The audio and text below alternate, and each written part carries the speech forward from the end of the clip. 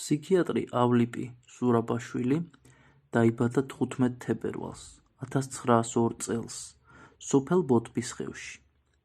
გარდაიცვალა 15 აგვისტოს 1994 წელს ქალაქ თბილისში. იგი პროფესიით გახლდათ ფსიქიატრი და ნეირომორფოლოგი. მან განათლება მიიღო 1927 წელს თბილისის სახელმწიფო უნივერსიტეტში სამედიცინო ფაკულტეტზე. მისი სამეცნიერო წოდებებია მედიცინის მეცნიერება და დოქტორი და პროფესორი, ხოლო აკადემიური სტატუსი 1955 წლიდან საქართველოს მეცნიერებათა აკადემიის აკადემიკოსი.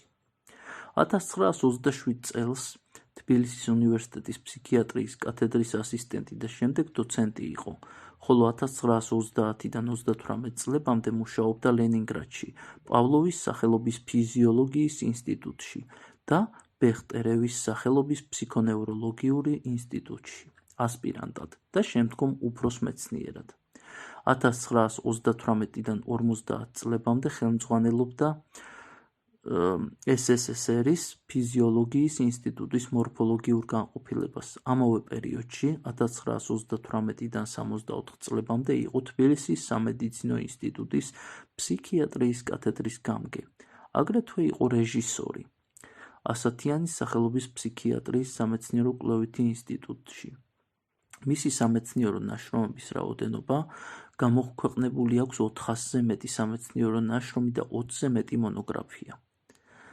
ზურაბიშვილის მთავარი კვლევის სფერო იყო თავის ტვინის ნეირომორფოლოგია, ქერქი და ქერქქვეშა უბნების სტრუქტურის სინაფსების არქიტექტონიკისა და პათოარქიტექტონიკის შესწავლა.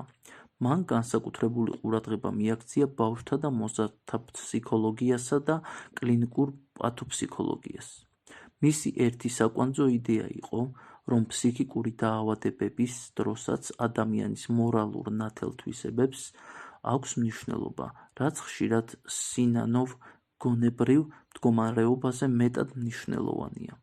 დაჯილდოებულია ისეთი ორდენებით, როგორიცაა ლენინის, შრომის წითელი დროშის და ოქტომბრის რევოლუციის.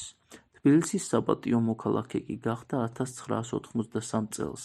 დაკრძალულია დიდუბის პანთეონში, სადაც აგრეთვე დაკრძალულია ის დედა აფეთქებული ჯაბა იოსელიანიც.